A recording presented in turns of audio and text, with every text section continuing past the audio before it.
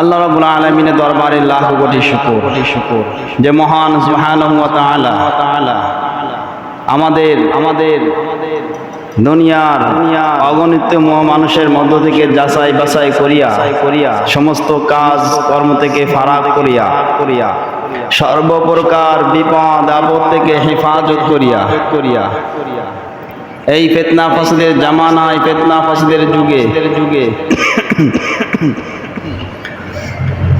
আল্লাহ রাব্বুল আলামিন আমাদেরকে দয়া করে ভালোবেসে মহব্বত করে প্রতি জুমার ন্যায় আজও তারই হুকুম জুমার নামাজ আদায়ের নিয়তে তারই ঘর মসজিদে আসার ও বসার তৌফিক দান করেছেন এজন্য অন্তর থেকে কালিমাতুশ শুকর আদায় করি আলহামদুলিল্লাহ।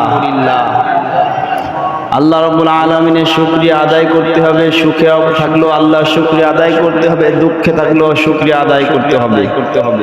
দুনিয়ার জীবনটা আসলে সুখের জায়গা নয়, সুখ ভোগ করার জায়গা নয়। দুনিয়াটা অর্জন করার জায়গায়, এর মধ্যেই কাউকে আল্লাহ রাব্বুল আলামিন সাময়িক সময় একটু সুখে রাখেন, আবার কখনো দুঃখে রাখেন। আল্লাহ রাব্বুল আলামিন সুখ দিয়েও পরীক্ষা করেন, দুঃখ দিয়েও পরীক্ষা করেন। কিন্তু আমাদেরকে সর্ব অবস্থায় সুখে দুঃখে ভালো মন্দ সর্ব অবস্থায় পরীক্ষায় উত্তীর্ণ হয়ে আমাকে আপনাদেরকে সকলকেই পাশ করে আমাকে আল্লাহ রাব্বুল আলামিনের অফুরন্ত নিয়ামত জান্নাত অর্জন করতে হবে। অফুরন্ত নিয়ামত আল্লাহর সন্তুষ্টি অর্জন করতে হবে। যদি আমরা পরীক্ষায় ব্যর্থ হয়ে যাই, আমাদের গন্তব্যস্থল হারিয়ে আমরা বিভ্রান্ত হয়ে যাব। দুনিয়াতে কেউ জন্ম থেকে মৃত্যু পর্যন্ত যে সুখে রয়েছে এটা কেউ বলতে পারবে না। আবার জন্ম থেকে মৃত্যু পর্যন্ত দুঃখে রয়েছে, এটাও কি ওইভাবে আল্লাহ তাকে রাখে নাই। যদিও রাখে, আল্লাহ চাইলে রাখতে পারে। পরীক্ষা শুরু, আল্লাহ কাকে কিভাবে পরীক্ষা নেবে বলা যায় না। তবে এইভাবে আল্লাহ রাখেন। আল্লাহ সাময়িক সময় কখনো দুঃখে রাখেন, কখনো সুখে রাখেন। গাড়ির চাক্কা যেমন একবার উপরে আসে, একবার নিচে যায়। মানুষের জীবনটাও কি সকালে সুখ তো বিকালে দুঃখ আছে, সকালে আল্লাহ সুখ দান করেন। তাহলে আল্লাহ রাব্বুল আলামিনের শুকরিয়া আদায় করব সর্ব অবস্থায়। তাহলে আল্লাহ রাব্বুল আলামিন আমাকে আপনাকে খুশি হয়ে আমাকে রেজাল্ট কি পাস করাই দিবেন। আর আল্লাহ রাব্বুল আলামিন যদি আমাকে আপনাকে পাস করাই দেয়, ফেল করানোর ক্ষমতা কারণ নাই। আর আল্লাহ রাব্বুল আলামিন পাস করাইবেন কখন? যখন আমার আপনার মধ্যে ত্রুটি না থাকে, আমার আপনার মধ্যে ঘাটতি না থাকে।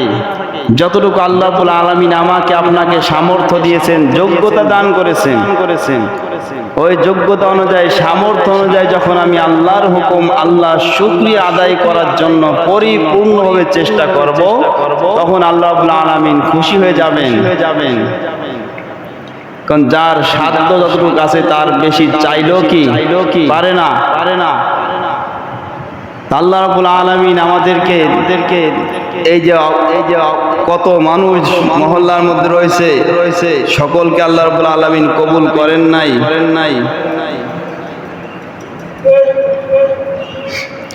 সকলকে আল্লাহ রাব্বুল আলামিন কবুল করেন নাই, বিদায় আসতে পারে নাই। আমাদেরকে কবুল করছেন, ভালোবাসছেন, মহব্বত করছেন। তার আলামত হচ্ছে তারই ঘর মসজিদে আসতে পারা।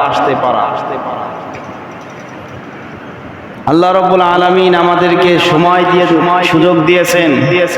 বলছি কাউকে সুখ দিয়ে পরীক্ষা করেন, দুঃখ দিয়ে পরীক্ষা করেন, অভাব দিয়ে পরীক্ষা করেন, সচ্ছলতা দিয়ে পরীক্ষা করেন।